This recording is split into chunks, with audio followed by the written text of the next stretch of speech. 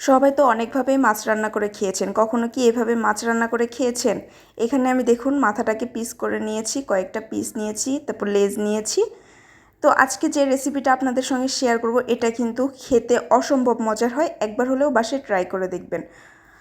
এই আপনারা তো অনেকেই মাছের ভুনা, মাছের কালিয়া, তারপরে হচ্ছে মাছের ঝোল, আরও বিভিন্ন রকমের রেসিপি করেন। তো একবার হলেও এই রেসিপিটা ট্রাই করে দেখবেন, খেতে কিন্তু অসাধারণ হয়। তো এর জন্য আমি একদম কুচি কুচি করে হচ্ছে আলু কেটে নিয়েছি, আর অনেকটা পরিমাণ কিন্তু পেঁয়াজ কুচি দিয়েছি, আর অনেকটা পরিমাণ দিয়েছি এখানে আমি কাঁচামরিচ কুচি। এই রান্নাটা যত বেশি ঝাল করে রান্না করবেন এটা খেতে কিন্তু ততটাই মজা হবে। তো এখানে আমি কিছুটা পরিমাণ আদা রসুন বাটা দিয়ে দিয়েছি, এটা অবশ্যই দিবেন, এতে করে টেস্টটা আরও বেড়ে যায়। পরিমাণ মতো লবণ, হলুদ, তারপরে এখানে আমি একটুখানি পরিমাণ দিব হচ্ছে শুকনো মরিচের গুঁড়া, অবশ্যই দেবেন। আমি যে উপকরণগুলো দিচ্ছি এগুলাই আপনারাও দেওয়ার চেষ্টা করবেন, এতে করে কিন্তু এই রেসিপিটা আরও বেশি সুস্বাদু হবে। আর সামান্য পরিমাণ এখানে আমি ধনে গুঁড়ো দিয়েছি, আর হচ্ছে ফ্রোজেন ধনিয়া পাতা দিয়েছি। আপনাদের কাছে ফ্রেশ ধনে পাতা থাকলে সেটা দিবেন, আর না হলে ফ্রোজেন ধনিয়া পাতা এখানে দিবেন। আর অনেকটা পরিমাণ তেল কিন্তু এখানে আমাদের দিয়ে দিতে হবে। তো এখানে আমি অনেকটা পরিমাণ সয়াবিন তেল অ্যাড করেছি।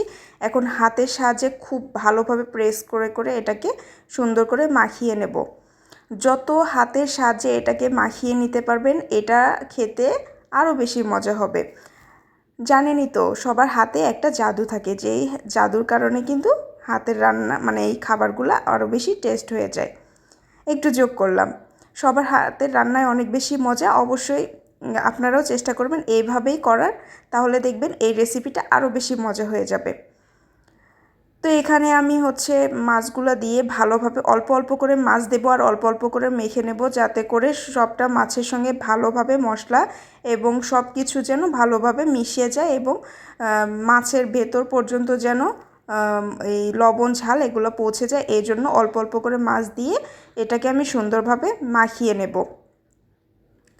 আর এই তেল এই তরকারিতে কিন্তু তেলের পরিমাণটা একটু বেশি দিতে হয়, কেউ আবার ভয় পেয়ে যাবেন না।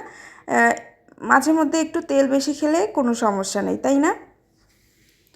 খাবার যদি টেস্ট করতে চান তাহলে তো তেল মশলা এগুলো ইউজ করতেই হবে, আর যদি টেস্ট ছাড়া খাবার খেতে চান তাহলে তো তেল মশলা ছাড়াই রান্না করতে হবে। তো যারা যারা আমার ভিডিও দেখছেন সবাইকে অসংখ্য ধন্যবাদ আমার ভিডিও দেখার জন্য। প্লিজ ভিডিও দেখার সময় একটা করে লাইক দিয়ে দিবেন, আর যারা এখনও আমার চ্যানেলটাকে সাবস্ক্রাইব করেননি প্লিজ সাবস্ক্রাইব করে আমার পাশে থাকবেন, আর যারা অলরেডি আমার চ্যানেলটাকে সাবস্ক্রাইব করেছেন তাদেরকে অসংখ্য ধন্যবাদ। তো শেষে আমি পানি অ্যাড করে দিয়েছি, অল্প পরিমাণ পানি দিয়েছি, বেশি পরিমাণ পানি অ্যাড করার কোনো দরকার নাই। এটা কিন্তু খুব তাড়াতাড়ি সেদ্ধ হয়ে যাবে এবং খুব তাড়াতাড়ি রান্নাটা হয়ে যাবে। আর শেষে একটু পরিমাণ তেল আমি আবারও অ্যাড করে দিয়েছি। তো চুলায় বসিয়ে দেখুন বলকও চলে এসেছে। একটু পরপর এটাকে আমি উঠিয়ে ঢাকনাটা উঠিয়ে উঠিয়ে একটু সাইড করে করে এটাকে আমি কিন্তু দিচ্ছি। তারপরে একটু একটা স্পুনের সাহায্যে এটাকে আমি একটু নাড়াচাড়া করে দিয়েছি। এই তরকারিটা কিন্তু একদম পোড়া পোড়া করে রান্না করতে হবে, সাইডগুলো ধরেন নিচে লেগে গেছে, পুড়ে পুড়ে গেছে, তাহলেই কিন্তু খেতে অনেক বেশি মজা হবে।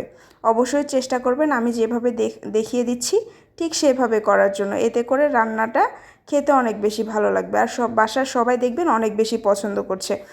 যারা মাছের রেগুলার যে রেসিপিগুলো খেয়ে বোর হয়ে গিয়েছেন তারা কিন্তু একবার হলেও এই রেসিপিটা ট্রাই করে দেখতে পারেন, অনেক মজার হয়।